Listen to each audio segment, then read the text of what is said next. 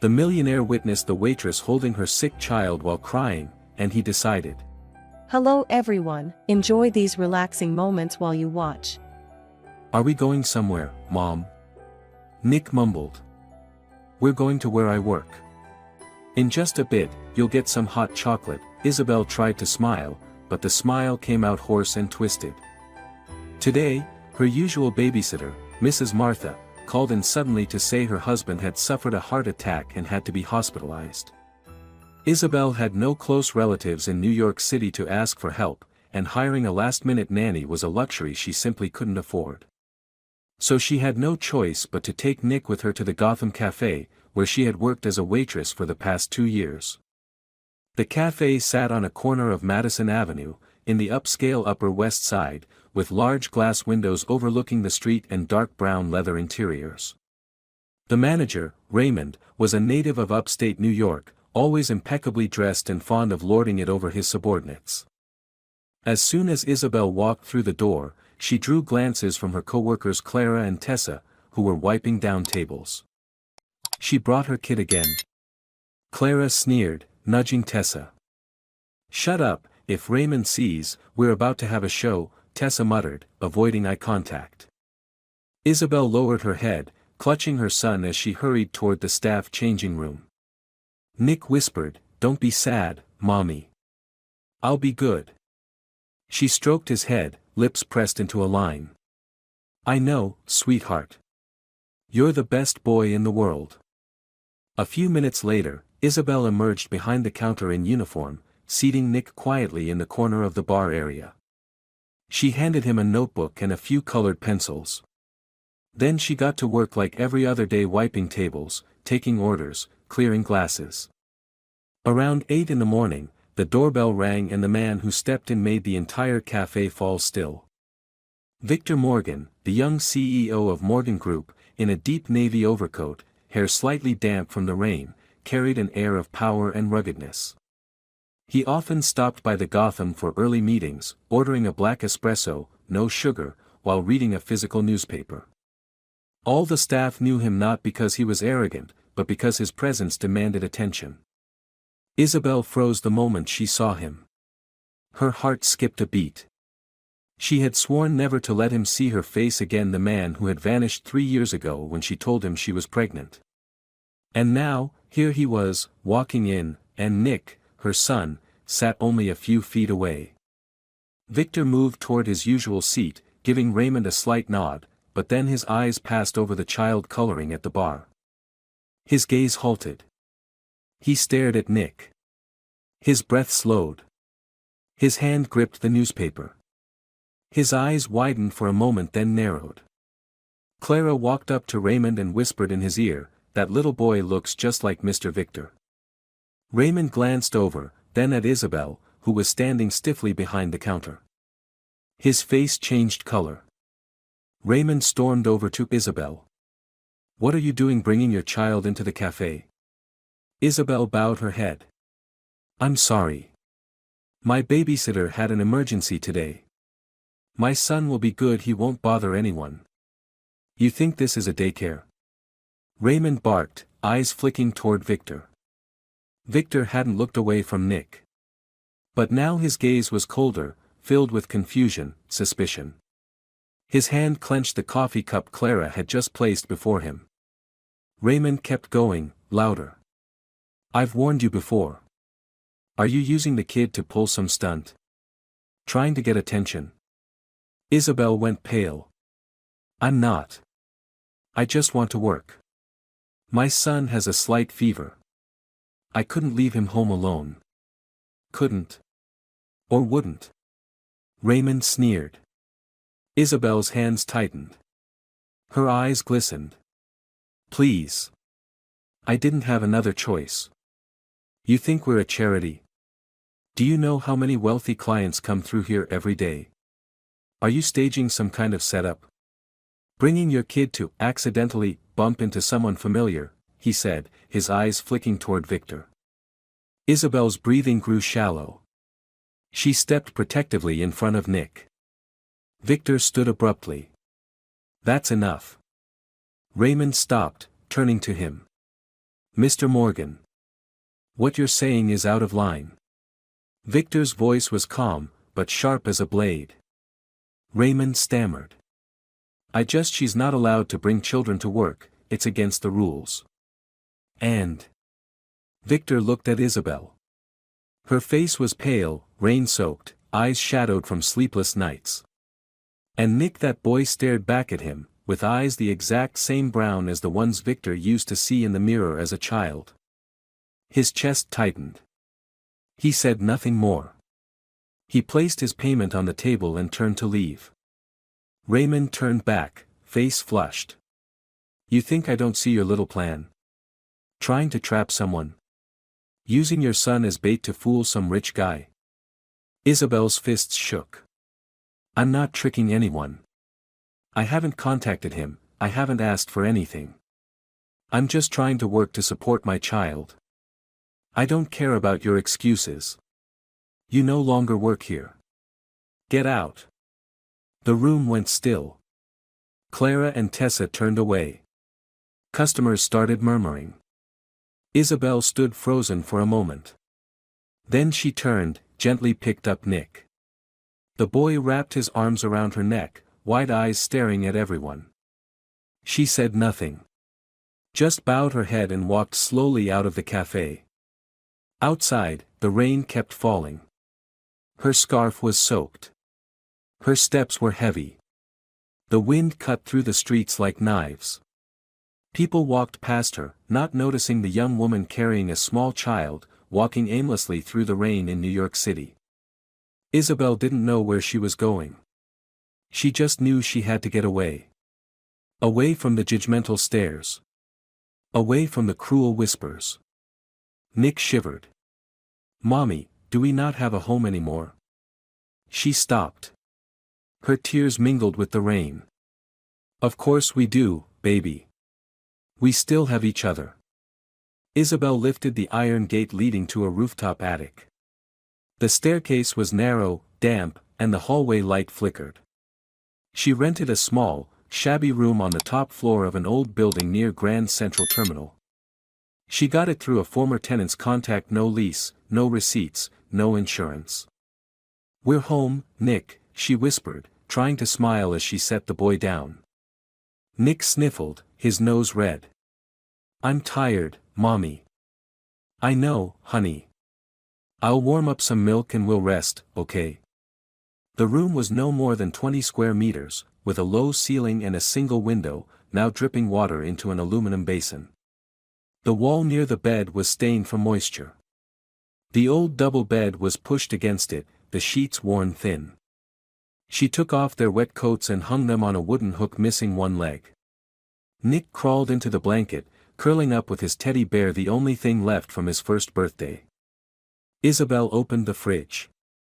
There was a nearly expired milk carton and some dry bread. Her wallet held just $14. Not enough for medicine. Not enough for the hospital. She poured milk into a small pot and set it on the portable gas stove. Her hands trembled from the cold and from despair. Nick coughed, raspy and dry. I'm cold. He murmured. Isabel touched his forehead. It was burning. No, please don't get worse. She turned back to the stove. The milk was simmering. She poured it into a mug and sat beside him. Nick, just drink a little, and Mommy will wipe you down, okay? Nick opened his eyes sleepily, took a few sips, then turned his face away. Don't want it. Just a bit more, sweetheart, be strong. She wiped him with a warm cloth, then held him on the bed, wrapped tightly in the blanket. Nick leaned against her shoulder, eyes half closed. Outside the window, the rain fell steadily, like salt on a wound. Isabel looked at her son, memories slashing through her mind like knives. 3 years ago, she was a senior studying environmental science at Columbia University. During a geological survey program partnered with a corporation, she was selected as an assistant for a team from Morgan Group. The team leader was Victor Morgan, then unknown as the chairman's son.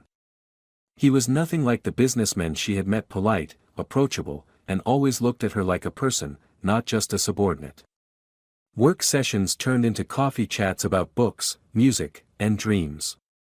Then walks along the Hudson River. Then the first time he held her hand.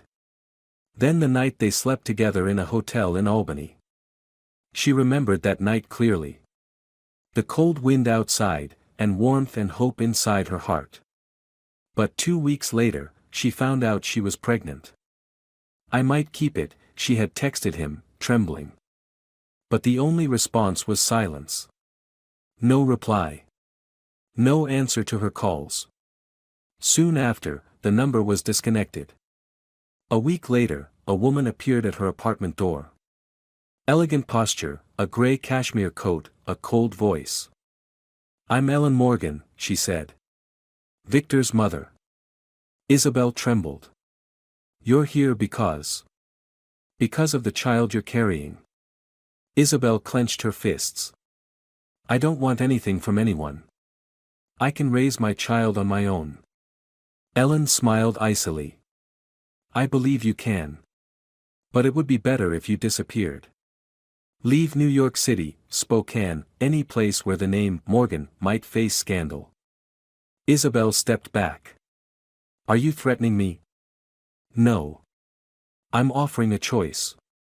Here is a check for $10,000. And a non-disclosure agreement with a lawyer's signature. If you sign, we'll stay out of your life." She looked at the paper. Like a gleaming blade. "No," she said. "I won't sign. I won't sell my child for peace of mind." Ellen's smile vanished. "You'll regret it."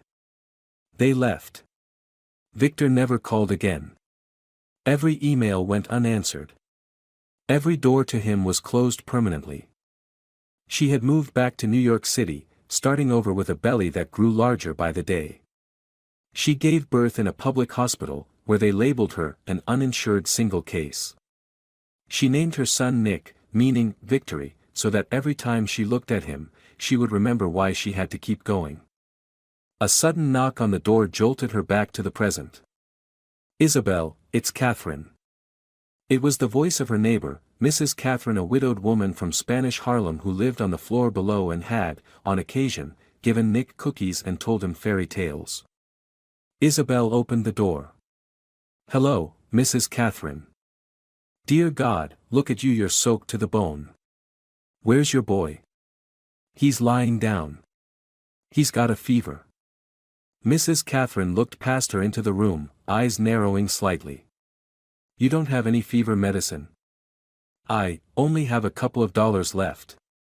She shook her head, walked into the kitchen, opened her wallet, and pulled out a $20 bill. "Go get some medicine right now. The pharmacy on the corner is open until 10. Don't argue."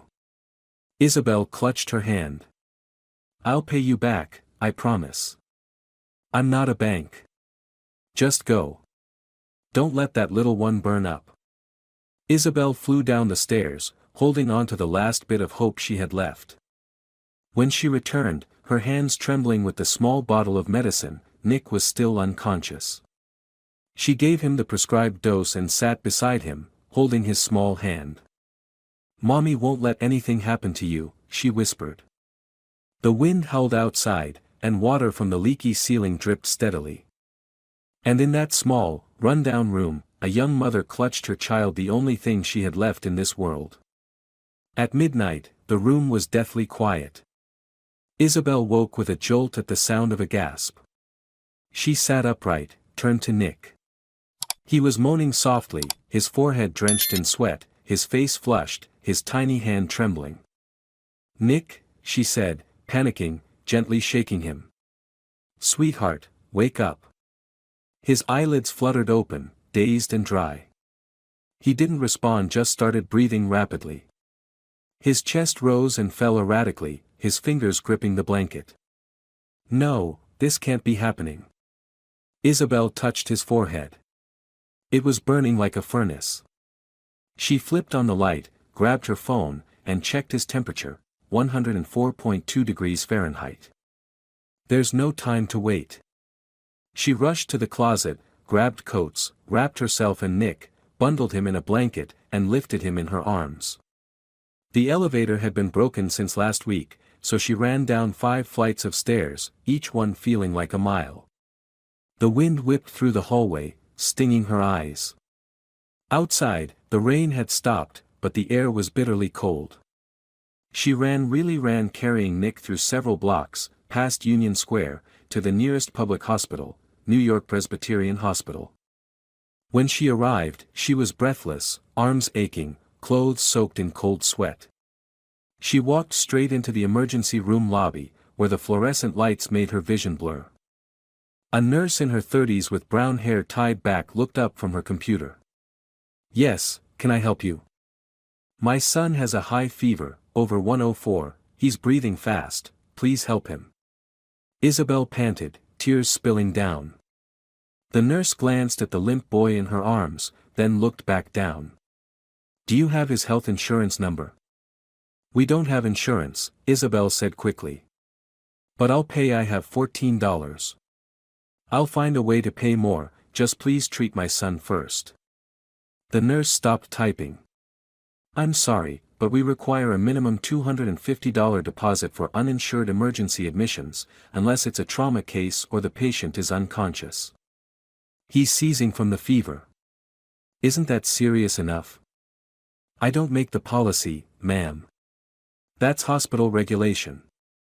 Please. I'm begging you." A young doctor walked by, overheard the exchange, glanced briefly, then kept walking. He nodded at the nurse and said, "No insurance. Get her to sign the refusal form." The nurse pulled out a pre-printed document and pushed it toward Isabel. "If you're ineligible for admission, I need you to sign here to confirm you've been informed." Isabel looked at the paper, then down at her son trembling in her arms. She broke down sobbing. "Someone, please, someone help us." A middle-aged man holding his young daughter looked away. A student hugging her laptop shrank back and stared at her phone. An older woman pulled down her mask and turned her head. No one responded. No one moved. Isabel backed up, leaning against the wall. She refused to sign, but didn't leave. Her legs were numb, her back aching. She slid down onto the cold tiled floor, clutching her son tightly. "I just want my baby to live." An older doctor passed by, paused for a moment, eyes filled with hesitation. But then he turned away and kept walking. She buried her face in Nick's sweat-soaked hair. "Don't fall asleep, baby. Keep your eyes on me." Nick whimpered faintly. Time dragged on minute by agonizing minute. Isabel didn't know how long had passed. Maybe 30 minutes. Maybe an hour. She heard patients being called, announcements over the speakers, footsteps of doctors moving briskly, but no one returned to check on her or her son. Eventually, the nurse looked again. "You still haven't left. We have nowhere else to go." The nurse sighed. "If you don't comply, I'll have to call security." Isabel bit her lip until it bled. "I just want a miracle." A voice behind them spoke up, "She can sit there. She's not bothering anyone." The speaker was a petite doctor with short black hair. Her name tag read, Dr. Lauren Reed. The nurse hesitated. "But she doesn't have insurance." "Then let her rest. At least until her child regains consciousness. I'll notify admin if necessary." Isabel whispered, thank you, doctor." Dr. Lauren gave her a soft nod before walking away, but not before glancing at Nick and furrowing her brow, clearly still thinking. Isabel remained still, holding her son. The fever hadn't broken yet. Nick murmured, "I'm cold." Her eyes widened. "You can talk." His eyes stayed shut, and he whispered, "So cold, Mommy." She held him tighter, wrapping him in the blanket once more. Half an hour later, a new nurse came on shift. He was a man in his 40s named Fred Dalton. He spotted the scene in the corner of the lobby and frowned. "What's going on with the child?" The previous nurse stood up and handed over the file. No insurance. No deposit. She's been sitting here this whole time. Fred flipped through the documents quickly, then looked up. Fever over 104. Mild seizures. You didn't alert ER staff. I was following protocol. What if it's meningitis? Or permanent brain damage? How are you going to explain that to the ethics board? The nurse turned pale. I just. Fred nodded to two aides. Take the child's vitals again. I'll handle this case personally. Isabel sprang to her feet. Please, save my son. We'll do our best. But no one should have let a mother sit on the floor like that, Fred said, his eyes dimming. Nick was taken inside. Isabel followed, heart pounding with anxiety. By dawn, the sky over New York City remained gray, just like Isabel's mood. Nick was lying in a hospital observation room, finally out of danger after Dr. Fred administered fever-reducing 4 fluids and prescribed antibiotics. The preliminary diagnosis was acute viral fever, no signs of serious complications yet, but they'd need to monitor him for at least 24 more hours. Isabel sat curled up in a plastic chair beside his bed, her coat covering Nick. She hadn't dared sleep. Her eyes were sunken from staying awake all night, her mind spinning with the nightmare they had just endured. The door opened gently. Dr. Lauren walked in, clipboard in hand. He's more stable now. You can breathe a little easier. Thank you, doctor, thank you so much. Isabel stood and bowed deeply. No need for that. I just did what was right, Lauren replied softly, then looked at Nick. This little guy is tough. Nick shifted slightly, his eyelids twitching. Lauren nodded in approval, then exited, leaving Isabel alone again with her son and a whole new set of worries. Her phone buzzed in her pocket. A message from Angela, her former coworker at the Gotham Cafe. ISA, check the staff group chat. It's bad. Isabel's hands trembled. She opened the messaging app and tapped into the group called Morgan Cafe Staff Only. The latest message was from Raymond, accompanied by a photo. It was her sitting on the hospital floor, holding Nick. Her face exhausted, hair messy, coat wrinkled. Surrounded by indifferent strangers. The caption underneath read. Anyone still think she's a victim? Showing up at a hospital to demand the right to be a mother? What a pathetic act. She bit her lip hard. Below the post were rows of mocking emojis, smirks, tomatoes, and cruel comments. Another one trying to climb on the backs of rich men. Clara. A mom with no brain, apparently. Samuel, night shift barista. This is why I don't trust single moms. James, lead barista. Isabel sat frozen. Her hand gripped the phone tightly. It buzzed again, another private message from Angela. I told them to take it down, but Clara saved it and is still spreading it. It's already leaked to other groups. ISA, I'm so sorry. Her vision blurred. The exhaustion piled atop the humiliation. She no longer had the strength to be angry, nor the voice to argue. Half an hour later, her phone buzzed again. This time it was a notification from a local news app. Controversial photo, young waitress takes child to hospital, demands right to be a mother. She opened the article. A tabloid blog called New York City Today had taken the photo from the staff group chat, origin unknown, and attached an unverified story about a single mother fired from her job, now using her child to pressure a wealthy father. Who is she really? As pitiful as she looks, or a carefully calculated plan? Either way, the internet is on fire over one photo. No one asked for her side of the story. No one looked into what had really happened. Isabel quietly locked her phone, set it down, and curled up against the bed frame, resting her head next to Nick's. She had no tears left to cry. In the morning, there was a gentle knock on the door. It was Catherine, her neighbor. She carried a bag with sandwiches and milk. I asked the security guard and found out you were here. Saw everything online this morning, can't believe those people had the nerve to do that. Isabel looked up, her eyes swollen. I don't know how they could do this.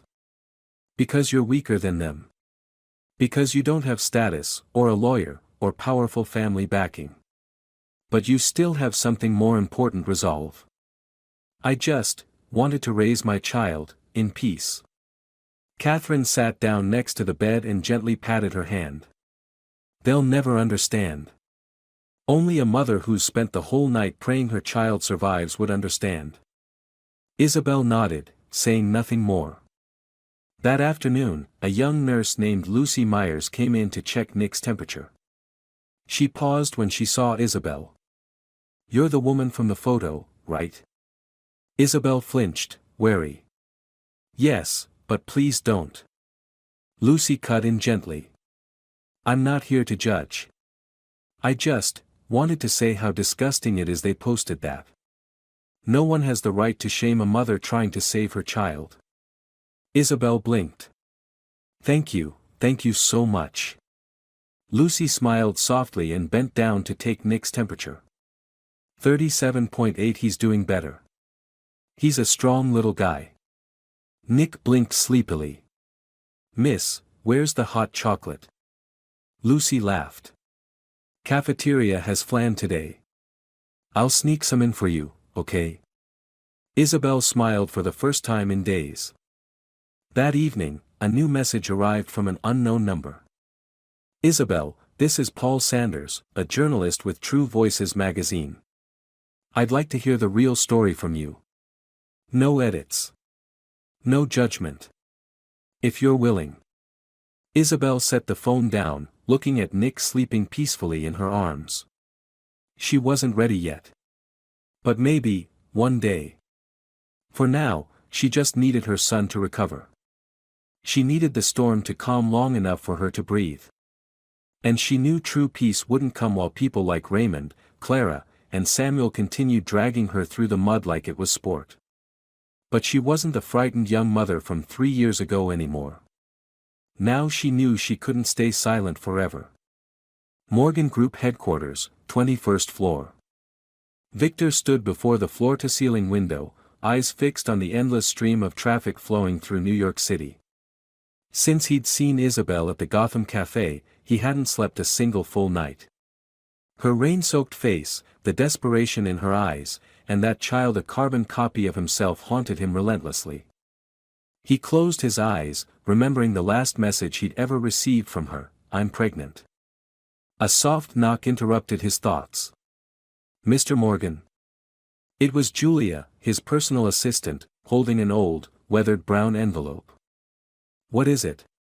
Someone from the management team at the Gotham Cafe sent this up. Said they found a bag left in the back room by a former employee.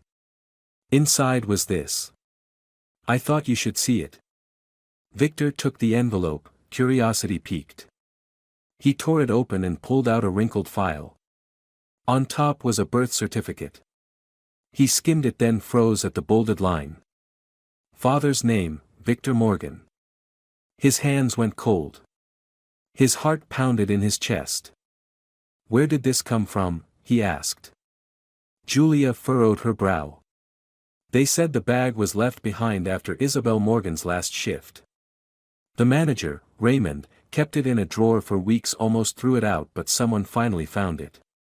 There's also a coloring book inside. And drawings by a little boy named Nick. Victor didn't say a word. He collapsed into his chair, flipping through the paper's old prescriptions, receipts for baby formula, handwritten notes, the fragments of a single mother's life. The boy's name, Nick Morgan. That name struck him like a punch to the chest. And again, he saw those eyes, the same eyes that once stared back at him in the mirror. Julia, call my personal attorney. Anne, he swallowed. I want to see my mother. Today. Julia hesitated, surprised, then nodded and left. Later that afternoon, at the Morgan mansion in the Upper East Side. Ellen Morgan sat in the parlor, Earl Grey tea in hand, her cream-colored suit impeccably pressed. Victor entered, his expression like steel. "Mother," he said, "no greeting, no small talk. We need to talk." Ellen looked up, arching an eyebrow. "About what?" He dropped the birth certificate onto the glass coffee table. "You know what this is, don't you?" She glanced down, froze for a beat, then calmly set her teacup aside. "So, you found it. I'll ask again. How long have you known?" "Right after she texted you," Ellen replied, tone unchanged. 3 years ago. You were at a critical stage of the Argentina project. If word got out that you had a child out of wedlock, it would have rattled shareholders. So I handled it." "Handled? You mean paying her off, cutting off communication, and pushing her into hell?" Ellen frowned. She wasn't a suitable choice. A small-town student, no real career, no family backing. I gave her a chance to walk away quietly. "And what about me? Did you ask if I wanted to know the child?" Victor growled. "Did you ask if I cared? You're the sole heir to this company. A scandal like that could destroy everything." "That's not a scandal. That's a child. My son." Silence filled the room. Ellen looked away. Victor stepped back, like the ground had vanished beneath him. 3 years, Mom. 3 years I lived blind, while that girl fought to raise a child alone in New York City, fired, humiliated, all because you thought it was the best solution. Ellen folded her arms, voice softer. "If you want to take responsibility now, do it properly. Don't drag up the past. Speak to the lawyers, build a financial plan, and keep this private." Victor stared at her a long moment. Then said, "I'll do it my way." That evening, at Attorney Charles Harris's office, Victor spread the contents of the folder across the table: the birth certificate, vaccination records, Nick's drawings, medical prescriptions. Charles, a composed man in his 50s, looked over the materials and asked, "What do you want to do?" "DNA test. Even though I'm sure. I want everything clear so no one, not my mother, not anyone, can use doubt to evade responsibility." "And after that?" "After that, I'm going to meet the boy's mother." Charles nodded. "And regarding the press?" Victor paused. "I've lived my whole life for image. This time I'm living for truth." Charles looked at him, slightly surprised, but said nothing more.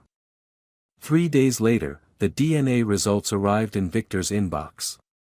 Conclusion: probability of paternity between Victor Morgan and Nick Morgan, 99.99%. He dropped his head onto the desk, not out of shock, but because the overwhelming guilt suffocated him. He remembered all those empty nights in his penthouse, watching friends play with their kids while he felt something hollow inside. He used to think fatherhood wasn't for him. Now he knew, he had been a father all along. Just never given the chance. A message came in from Julia. "Mr. Morgan, your mother has convened the board. They're discussing whether you should take a temporary leave. Clara leaked word about the child. Media's already sniffing around." Victor closed his eyes, not afraid. Just relieved. The secret buried for 3 years had surfaced, and now, he would never let it be buried again. He grabbed the file and stood. Now it was his turn to find Isabel. The cold wind swept across the courtyard of Mount Sinai Hospital, rustling the trees with a haunting melody. The clock neared 11 p.m., and Isabel sat alone on a stone bench outside the pediatric wing, yellowish light casting shadows on her tired, pale face. Nick had just been moved out of intensive care. He was stable but still under observation. Isabel had stepped out for a few minutes to breathe. Her mind was a haze: press messages, online slander, the image of Nick fainting in her arms, and that name, Victor, spinning endlessly in her thoughts. She closed her eyes, leaning her head against the wall. She wanted to forget. To erase it all. But life never made it that easy. Isabel. The voice was deep, clear and all too familiar. She opened her eyes wide. Under the dim lights, Victor Morgan stood before her. His expensive suit was wrinkled, his tie loosened. A few strands of dark hair were out of place, and rain still clung to his shoulders. But it was his eyes, those eyes that left her breathless. They no longer held the distant look of a businessman but the desperate plea of someone seeking answers. Isabel jumped to her feet, instinctively crossing her arms over her chest as if to shield her heart. "How did you know I was here?" "I checked every hospital within a 15-kilometer radius. I just guessed." She gave a bitter smile. "Of course. You're CEO Victor Morgan. You can find anyone if you actually want to." "I didn't know you tried to reach me 3 years ago," he said, voice hoarse. "It's too late," she replied, fists clenched at her side. "Far too late." Silence. An ambulance siren howled in the distance, the wail echoing in her chest like a buried pain. I didn't come here to justify anything," Victor began, his voice low. "I know I disappeared. I didn't check. I didn't ask. I didn't question it when my mother said you'd left." Isabel gave a short, bitter laugh. "Do you remember that night in Albany? You promised me, if anything happens, just tell me." "I did. And you vanished. My mother blocked all contact. I had no way to know." His words trailed off as he saw her eyes. "Don't blame your mother. You didn't want to know. You were too quick to believe I was some manipulator. Deep down, you were afraid having a child with some no-name small-town girl would ruin everything." "That's not true." "Then what is it, Victor?" Her voice cracked. "You once said I was strong. But you weren't there when I gave birth. When I curled up in a public clinic, alone. When my son had a fever of over 104, and I had to sit on the hospital floor because I didn't have $250. Her voice broke, her eyes shimmering. "Where were you?" He didn't answer. He just stood there, arms at his sides, eyes full of remorse. "I don't want an apology," she said. "I don't want your money. I don't want you." "What about Nick?" he asked softly. She fell silent. "I know he's my son," he continued slowly. "I have the DNA test. The birth certificate. I know everything now. And I know. I missed his first years." He took a step closer. "But if you'll let me. I'm not asking for fatherhood. I'm just asking to watch him grow. Even from a distance. Even if I'm just the guy who drops him off. Even if I'm just the one quietly standing at the back of the soccer field. I'll do anything, to make it right." Isabel turned her face away. She didn't want to cry. Didn't want to soften. But the ache in her heart made her shoulders tremble. "You think just showing up and saying a few heartfelt words will fix everything?" "No. I know I don't deserve it. But I'll stay. I won't leave again." They stood in silence. The night wind slipped through the cracks in the window, stirring her hair. Her eyes were wet, but the tears didn't fall. Suddenly, the pediatric ward doors opened. A young nurse stepped out. "Ms. Morgan? Your son is awake." Isabel nodded. She turned to Victor, her voice lowered. "You can't come in." "I understand," he said, pulling a thin folder from his coat. "I'm leaving this. It's a private health insurance package for both of you. Not tied to the company. There's also a preschool scholarship and a small apartment on Roosevelt Avenue. All you have to do is sign." She took it, but before she could speak, he added, "No pressure. If you decline, I'll still find other ways to help only if you allow it. You think some paperwork makes up for 3 years without a father?" He shook his head gently. "No. But it's the first step toward making amends." Isabel looked at him for a long time. Then she said, barely audible, "I'll read it." "No promises." He nodded.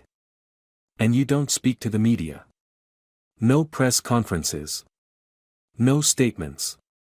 This isn't about salvaging your good businessman image." "I agree," he said. "This time, I'm doing it for him, not for reputation." She gripped the folder tightly, exhaling. "I don't know if I can forgive. But I don't want my son to grow up not knowing who his father is." He nodded again, eyes slightly red. "I'll be here. As long as it takes." She turned away, heading toward the pediatric doors where Nick waited. Before disappearing inside, she paused without turning around.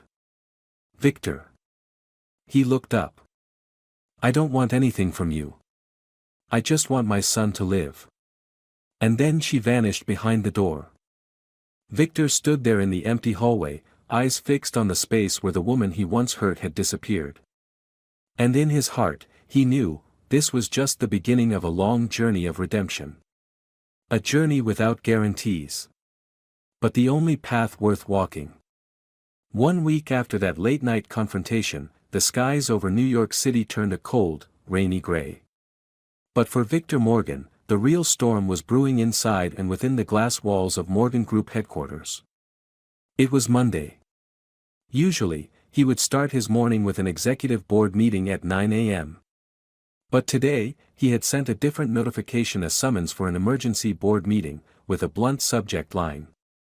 Regarding personal matters affecting the company's public image. 25th floor, main conference room. Ellen Morgan sat at the center of the long table, her expression stone cold.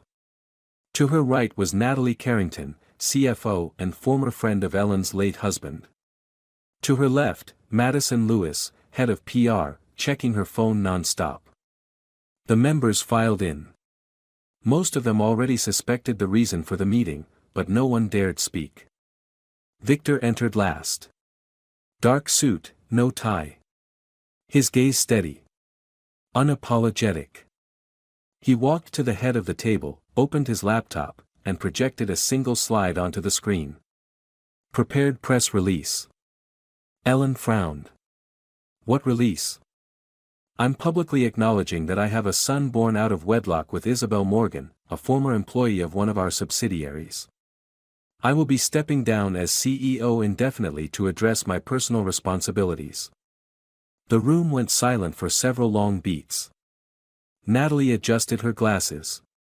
"Victor, are you sure?" "The media's circling, yes, but we can still contain it. There's no need to burn bridges like this." "I've thought it through," he replied calmly. Ellen gripped the armrests of her chair.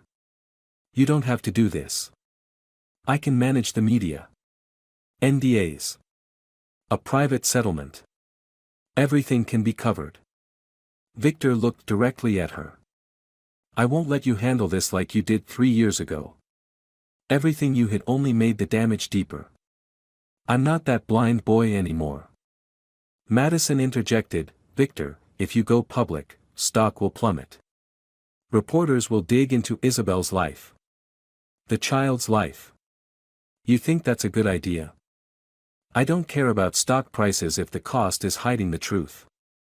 And I've already hired a private legal team to protect Isabel and Nick from the media." One of the board members added, "I support this. We live in an era that demands transparency and ethics. Cover-ups are suicide. Owning the truth is the only way to salvage long-term reputation." Ellen glanced around, seeing opinions start to shift toward her son. She stood up, exhaling slowly. "Then do as you will. But don't expect me to go on television to defend your image. That child was not my choice. I don't need you to defend me. I just need you to stop doing more damage," Victor said, calm but firm. She left the room without another word. That very afternoon, a clip from the internal press briefing aired on NBC New York and CBS Local News. "My name is Victor Morgan. I confirm that I have a son, Nick Morgan, born out of wedlock. I am stepping down as CEO temporarily to responsibly address personal matters. I am not seeking legal custody. I only wish to be near my son, as a father who once made a mistake. Social media exploded. Some praised his courage. Others mocked or condemned him. Tabloids splashed headlines like Morgan Group shaken by love child scandal. Secret son rocks New York's financial elite. Meanwhile, in a tiny rooftop apartment in Queens, Isabel was packing. Nick had been discharged for home recovery. The old room was stifling, now too full of painful memories. She decided to move, not because of Victor, but because she needed a fresh start for her son. The doorbell rang. It was Catherine, holding a cardboard box. Heard the news. He really went public with it? Isabel nodded. I didn't expect it either. What are you going to do? Take the apartment he offered? She paused. I'll accept it, not for me, but for Nick. But I won't depend on him. I'm going back to school. Maybe night classes in accounting. There's a program near the new place. Catherine's eyes softened. You're stronger than anyone I've ever met, Isabel. She gave a faint smile, eyes tinged red. I'm not strong. I just wasn't allowed to fall apart. At that same moment, in a small bar in Bushwick, Raymond, the former manager of the Gotham Cafe, held his phone, his face pale. His personal social media account had been suspended for violating community guidelines after posting a photo of Isabel and Nick without blurring their faces. And that morning, an email arrived from Morgan Group. Termination notice due to severe ethical misconduct and violation of personal privacy. On top of that, a group of women from New York City had launched a boycott campaign targeting any place Raymond might apply for work, circulating audio recordings of his offensive comments in the staff group chat. He slammed his phone onto the table and muttered, "That bitch, she ruined my life." Across the table, a man named Lucas, a former assistant, shrugged. You thought she was some clueless girl? She stayed quiet and still took you down. Honestly, you deserved it. Raymond growled and knocked his beer to the floor. But no one cared anymore. That afternoon, as Isabel was mopping the floor of her new apartment, her phone buzzed. A message from Victor. I won't come unless you want me to. Just wanted to say, it's public now. And, thank you for letting me see him. She set the phone down and looked at Nick, who was coloring a dinosaur on the rug. His eyes were still wide and innocent. Do you like the new house? She asked. I do. I want a bigger desk to draw. And, maybe, Dad could come visit? She froze. Why do you say that? 'Cause Dad has a big bag. I want to show him this drawing. She smiled, eyes glistening. All right. Maybe one day. But for now, go wash your hands for dinner. And in that moment, as the New York City sky softened into dusk, a chapter closed. The old world, one ruled by silence, lies, and image over humanity, had begun to fall away. And somewhere in that quiet, a little hope was rising bit by bit. One late autumn morning, pale sunlight streamed through the window of a small apartment on Roosevelt Avenue. In the open kitchen connected to the living room, Isabel was making coffee while Nick sat at the table, absorbed in his coloring. The air was strangely peaceful after weeks of storm. The doorbell rang. She hesitated, then walked over and opened it. Standing there was Victor. No suit. No tie. Just a blue crewneck sweater and eyes filled with patience. You said I could come when you were ready, he said gently. Isabel didn't answer right away. She stared at him for a few seconds, then tilted her head. Come in. He stepped inside slowly, as if afraid of disturbing the delicate peace of this tiny world. Nick looked up. Dad. The boy ran over and threw his arms around Victor's legs. Victor knelt and embraced him, his eyes shimmering. Hi, son. Isabel stood still, gripping her coffee cup. This scene, one she hadn't dared dream of just weeks ago, was unfolding before her. After a simple breakfast, she sat on the couch and placed a folder on the glass table. "I read everything," she said. He nodded. DNA report. Health insurance. Preschool scholarship. Apartment registration, all complete. "I didn't do it to pressure you," Victor replied. "It's the only way I knew how to start making things right." She stared at him, her eyes sharp. "You can't undo 3 years of me taking him to clinics alone. You can't erase the night I was fired in the rain because I brought my son to work. You can't buy back dignity stolen by a photograph." He bowed his head. "I know." Silence. Nick wandered over, speaking innocently. "Mommy, can Dad take me to the park today?" Isabel crouched down and stroked his hair. "He can. But first, Mommy and Daddy need to talk for a bit." The boy nodded and hugged his teddy bear, then ran into his room. Isabel turned to Victor, her tone low. "I'm giving you a chance. Not for you, for Nick. Just one. If you disappear again, or use this to polish your image, you won't just lose fatherhood. You'll vanish from his memory." Victor nodded. "I'm not asking to be called a father. Or to be forgiven. I just want to be here, close enough to become human again." She stayed silent. Then suddenly, her shoulders trembled. "Do you know," she said, her voice catching, "what hurts most isn't being left behind. It's watching your child grow and seeing the face of the man who turned his back on you." She buried her face in her hands. "I'm strong, because I had to be. Not because I didn't break." Victor stood, walked over, and knelt in front of her. "I was wrong. From the moment I let you carry it all alone. But from now on, I won't step back." He pulled out a small envelope. "It's a letter. A handwritten apology.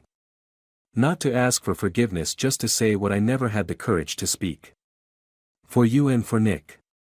Isabel took the envelope, her hands trembling slightly. "I won't stay if you don't want me to," he said. "Just say the word." She looked into his eyes. For the first time in 3 years, she saw no distance there, not the gaze of a proud CEO, but of a father learning how to step into his son's life.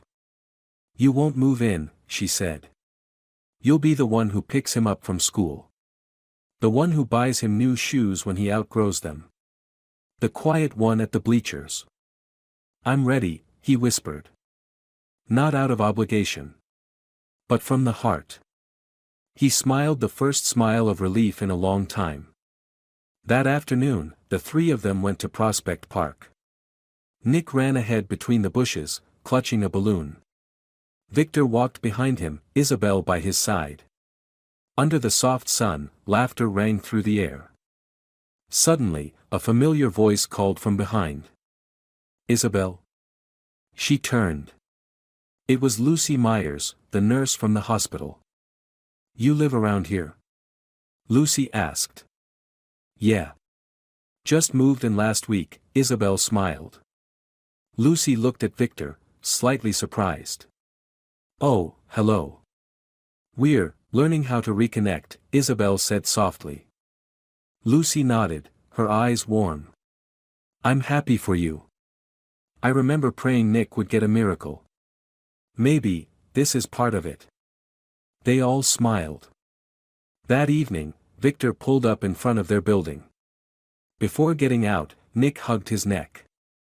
"Dad, can we go to the zoo tomorrow?" "Sure. If your mom agrees." Isabel smiled. "Homework first." The boy raised a hand. "Promise." As the car drove off, Isabel stood watching. Her wounds hadn't fully healed, but something was beginning to grow. Not because of wealth. Not because a CEO felt guilty.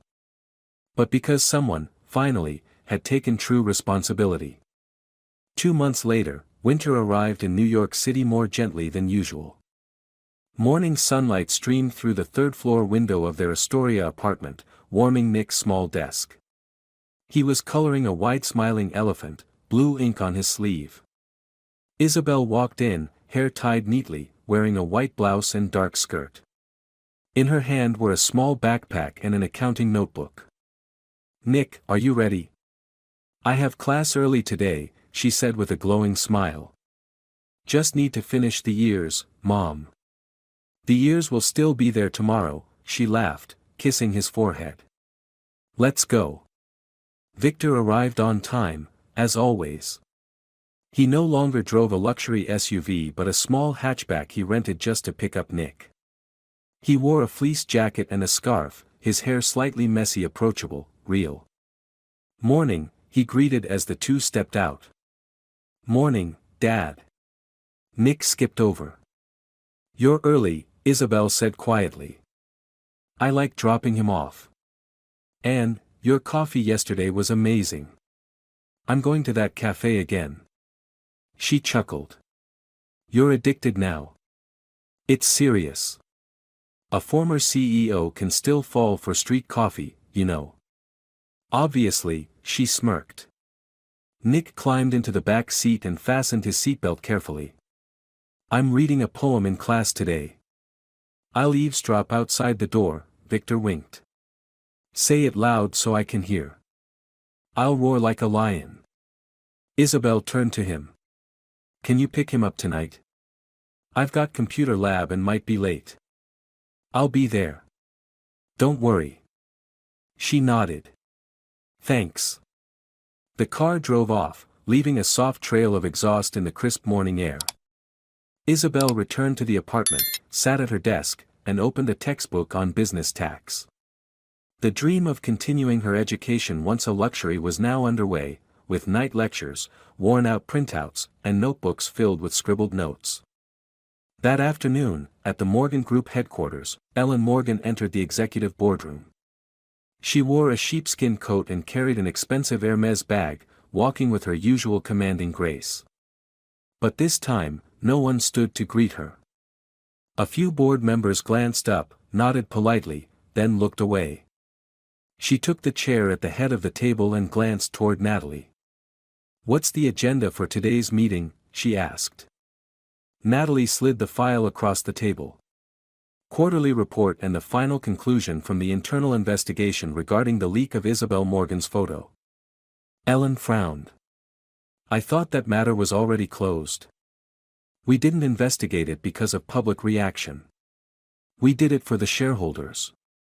And the conclusion is, the person who sent the photo to New York City today was Clara Carter, former Montreal employee." Ellen stiffened slightly. Clara admitted to taking the image from the internal group chat where Raymond had posted it, and sending it out.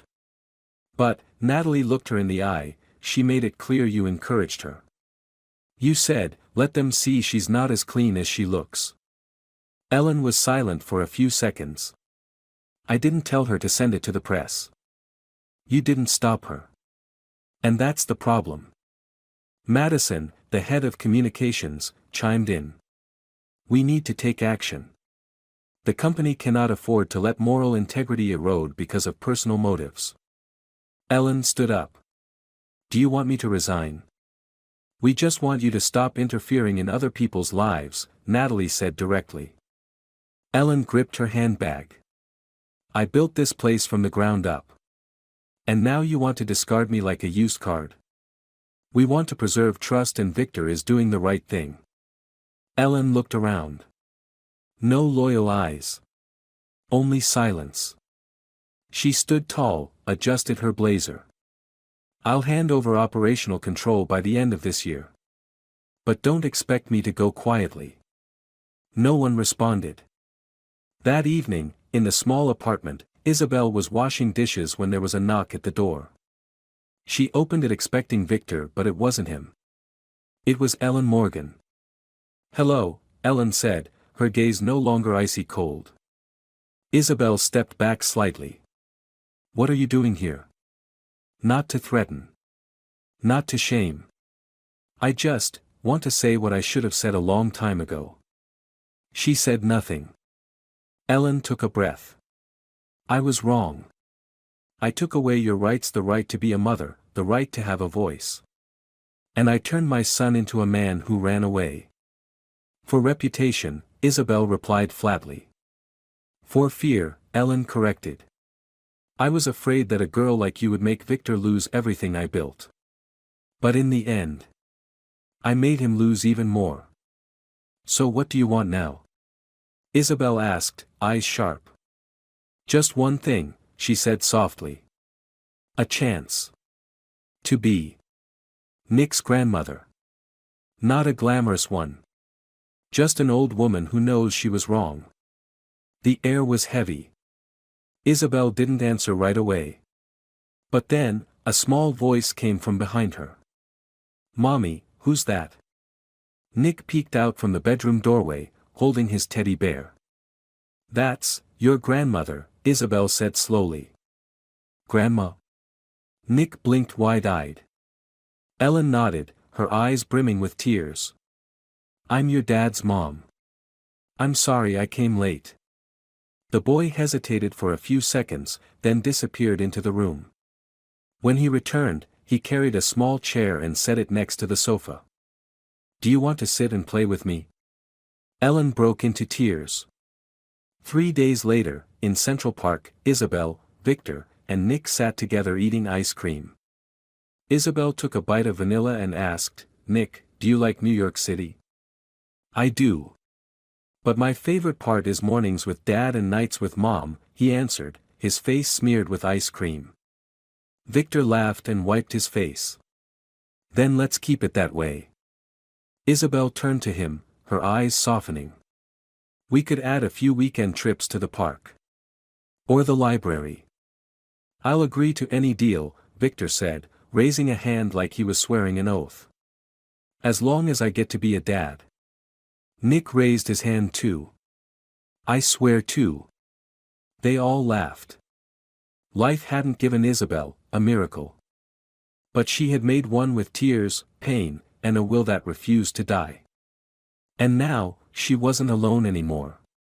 She had a new path, a new family, one where truth was spoken, wrongs were made right, and love was rebuilt from broken pieces. March brought a gentle chill to New York City. Along Fifth Avenue, bare tree branches had started to sprout pale green buds, as if the entire city was ready to breathe again. In the little Astoria apartment, Isabel arranged a vase of white tulips. She had just finished class, having submitted her final exam in corporate finance that morning. Nick was running around the room in his dinosaur slippers, holding a toy airplane. Mom, today Dad's taking me to get my shot, and then we're getting pizza. Isabel smiled. You're not afraid of shots. I'm a brave firefighter. Nick declared and struck a superhero pose. Dad said I get a reward. Your dad is spoiling you, she said, shaking her head, laughing. The doorbell rang. Isabel opened it. Victor stood there in a gray shirt and wool coat, holding a bag of medicine and a large pizza box. Pizza has arrived, along with a little boy who just conquered a needle, he said, winking. Nick ran over. Mom, look. I got a superhero doctor sticker. She took the medicine bag. Thank you. Everything went okay. Dr. Laura gave the shot. Nick even hugged her afterward. Kids already learning how to charm women, he joked. Isabel laughed. Just like someone I used to know. The three of them sat down for dinner. Isabel sliced the pizza and poured drinks. The feeling of family threaded through every small movement, as if they'd never been apart, as if this was always meant to be. After dinner, Victor stood. I want to talk to you later. After he's asleep. Isabel nodded. Later that night, after finishing a bedtime story about a dancing deer, Nick fell asleep. Isabel tucked him in, then walked into the living room where Victor stood by the window, staring into the night. You look serious, she said, arms crossed. He turned around and held out a thick envelope. It's my mother's formal letter of resignation. She's stepping down from all board positions. Isabel blinked. When did this happen? Last week. After Clara was charged with leaking private data, and Raymond faced a civil lawsuit. Natalie, Madison, the whole board, they no longer support her. Is she coming here again? I think she wants to. But she won't push it unless you're ready. She left a fairy tale book for Nick, the one she used to read to me. It's in the box in the living room. Isabel was quiet. I don't hate her. But forgiveness, that's a long journey. I know. And I'm not asking you to rush. A pause settled between them. Then Victor pulled out a small velvet box. Not a ring. It was a wooden keychain carved with 3 figures, a mother, a father, and a boy holding both their hands. I'm not proposing, he said. I'm just asking, can we start again? The 3 of us learning how to be a family. Isabel took the keychain, her gaze softening. Where do you want to start? Breakfast at the old cafe? Ginger tea, a slice of toast, and the corner table? She chuckled. If Raymond still worked there, I'd throw the tea in his face. Don't worry, he grinned. He's handing out flyers for an insurance firm in the Bronx now. No longer a threat. And Clara? Erased from the Service Industry Registry for ethical violations. Lesson learned. Isabel sat down, gently rubbing the keychain. We can't erase those 3 years. But if Nick can forgive, then maybe I should learn too. You don't have to forgive everything. Just give me one chance each day. Okay, she said.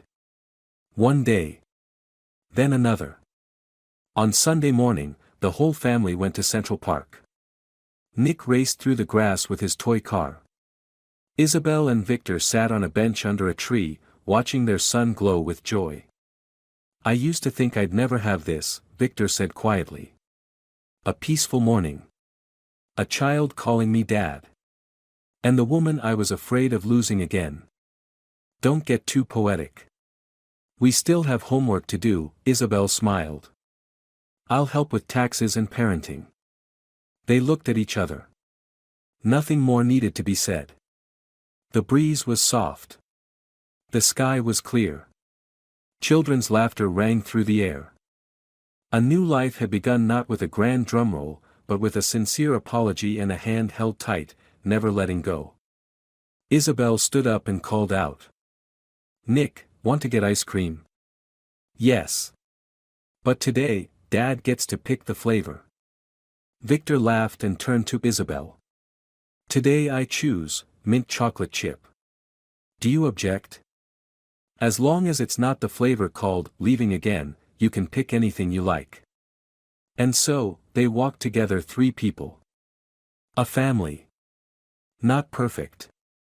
But full of love enough to begin again. Life is never free from mistakes. But it's how we face them and make them right that defines who we are. Isabel is living proof of a mother's resilience, who even after betrayal and humiliation, never gave up on her child or herself. Victor, by choosing to take responsibility and heal instead of deny, regained what mattered most, family. Forgiveness isn't forgetting, it's the path to hope. Everyone deserves the chance to begin again, if they truly choose to change. If you enjoyed this story, we invite you to give it a like and subscribe to our channel. Your support motivates us to keep bringing heartwarming stories almost every day. We are very grateful for your support. See you soon.